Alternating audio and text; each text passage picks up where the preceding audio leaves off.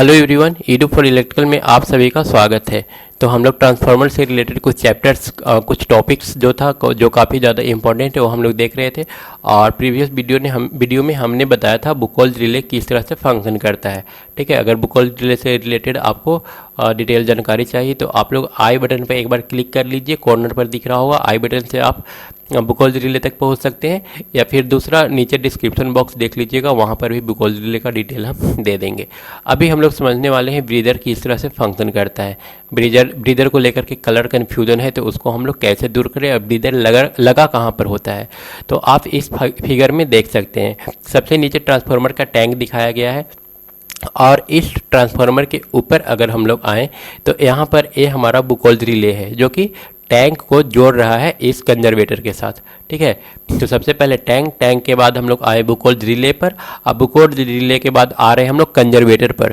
ठीक है, कंजर्वेटर का कार्य क्या होता है हमने बुकोल्ज रिले वाला जो टॉपिक था उसमें डिटेल से बता दिया था कि जब ऑयल गर्म होता है तो ऑयल गर्म होने के साथ ही ये फैलता है, और फैलने के बाद ये बुकोल्ज रिले से होते हुए कंजर्वेटर तक पहुंच जाता है।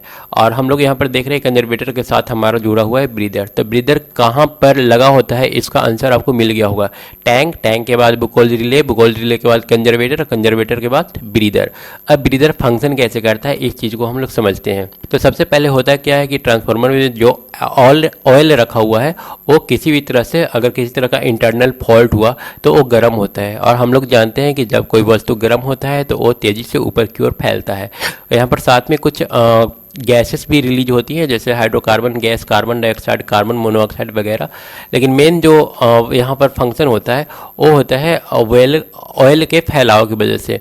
ऑयल क्या होता है, फैलने के बाद ऊपर चढ़ता है, और ऊपर चढ़ने के बाद ये जो हमारा कंजर्वेटर है, इनिशियली कंजर्वेटर को खाली रखा जाता है ताकि ऑयल जब गर्म हो तो इस कंजर्वेटर में पहुँच जाए। तो खाली रहने का मतलब कि इसके अंदर अभी एयर भरा हुआ है। ठीक है, जब तक ट्रांसफार्मर ऑयल गर्म नहीं हुआ है तब तक इसके अंदर एयर भरा हुआ होता है। और जब ये ट्रांसफार्मर ऑयल गर्म होता है, किसी टाइप का फॉल्ट होता है, तो ऑयल जो होता है पहुंच जाता है इस कंजर्वेटर तक। और जब ऑयल पहुंच जाएगा कंजर्वेटर तक तब एयर यहाँ से क्या होगा, बाहर निकलेगा, वो जाएगा ब्रीदर के पास। अब ब्रीदर के पास इसके अंदर में सिलिका जेल रखा हुआ है, उस सिलिका जेल से होते हुए एयर जो होता है वो बाहर निकल जाता है। जब एयर बाहर निकलता है उस समय हम लोग को कोई प्रॉब्लम नहीं होता है। लेकिन जब हम बात करें वेल इंटर करने का तो उसमें एयर इंटर करने का तो उसमें प्रॉब्लम होता है, क्योंकि जो ट्रांसफार्मर ऑयल है उसमें किसी भी तरह का वाटर मॉलिक्यूल थोड़ा सा भी नहीं होना चाहिए। अगर हल्का भी वाटर मॉलिक्यूल इस ऑयल के अंदर चला जाए तो ये प्रॉब्लम क्रिएट करता है। ठीक है, तो यहाँ पर हम लोग क्या करते हैं, इस ब्रीदर के अंदर ही सिलिका जेल रख देते हैं। ठीक है, अब जब हमारा ऑयल ठंडा होगा, जब हम लोग जो फॉल्ट है उसको ख़त्म कर देंगे तो ऑयल क्या होगा, ठंडा होगा। और जब ऑयल ठंडा होगा तो उसके बाद ये फिर से वापस रिटर्न इस टैंक के अंदर जाएगा। जब टैंक के अंदर जाएगा तो इसके अंदर फिर से खाली स्पेस बचेगा। ठीक है, उस खाली स्पेस को भरने के लिए हवा, एयर जो है यहाँ से इंटर करेगा इस ब्रीदर के थ्रू। अब ब्रीदर के अंदर क्या रखा हुआ है, सिलिका जेल रखा हुआ है। सिलिका जेल का इनिशियल कलर कैसा होता है, ब्लू होता है। और जब एयर इसके अंदर से घुसता है तो ये जो सिलिका जेल होता है एयर के अंदर जो नमी है उसको पूरी तरह से अवशोषित कर लेता है।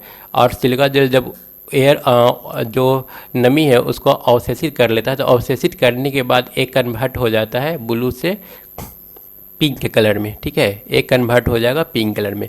उसका कन्वर्जन कैसे होता है वो हम लोग नीचे के फिगर में समझेंगे। अभी फिलहाल के लिए इतना समझ लीजिए कि ब्रीदर का जो फंक्शन है, पहले तो जब ऑयल फैलता है तो इससे एयर को बाहर निकालना, उस समय कोई प्रॉब्लम देखने को नहीं मिलता है। दूसरा, जब ऑयल ठंडा होता है, ऑयल जब नीचे टंकी में आता है तो यहाँ से एयर को वापस कंजर्वेटर में लेकर के जाना। अब एयर में नमी हो सकता है, उस नमी को दूर करने के लिए इसके अंदर हम लोग सिलिका जेल डाल देते हैं। अब सिलिका जेल कलर किस तरह से चेंज करता है, यहाँ पर ब्रीदर का फोटो दिखाया गया है जिसके अंदर सिलिका जेल भरा हुआ है, और ये इसका इनिशियल कलर है। जैसे जैसे नमी सोखता है इसका कलर चेंज होता है, और कलर चेंज होने के बाद ये फाइनली पिंक कलर में कन्वर्ट हो जाता है। तो यहाँ पर आप पढ़ सकते हैं शुष्क अवस्था में सिलिका जेल का जो रंग होता है वो नीला होता है, लेकिन नमी सोखने के बाद बैगनी तथा फिर गुलाबी हो जाता है। पहले बैगनी होगा, उसके बाद पिंक कलर में कन्वर्ट हो जाएगा। गुलाबी रंग प्रदर्शित करता है कि नमी सोखने की क्षमता समाप्त हो गई है। जब एक कन्वर्ट हो गया पिंक कलर में, इसका मतलब कि अब ये और नमी नहीं सोख सकता है। हमको रिक्वायरमेंट है इस सिलिका जेल को चेंज करने का, बदलने का। अब यहाँ पर ये जो फिगर दिखाया गया है ये बुकोल्जी लेकर दिखाया गया है, और यहाँ पर ये दोनों कैसे फंक्शन करता है, मरकरी स्विच यहाँ पर और यहाँ पर, वो हमने पिछले आगे के वीडियो में दिखाया है, जिसका डिस्क्रिप्शन बॉक्स में हम आपको लिंक दे दिए हैं। आप उस लिंक पर क्लिक कीजिए और उस वीडियो तक पहुंच जाए, और इसका जो फंक्शन है वो भी आप समझ ले, तब आपका जो ट्रांसफार्मर का कंस्ट्रक्शन पार्ट है वो लगभग पूरी तरह से क्लियर हो जाएगा। इसके अलावा चैनल को सब्सक्राइब कर ले। बसिंग क्या होता है ट्रांसफार्मर में वो हम आपको समझाने वाले हैं, ठीक है। आगे के वीडियो में आएगा बसिंग क्या होता है, और साथ में एक्सप्लोजन वेंट इसका क्या काम होता है वो हम लोग देखेंगे नेक्स्ट वीडियो में। तो फिलहाल इस वीडियो को यहीं पर क्लोज करते हैं। Thank you.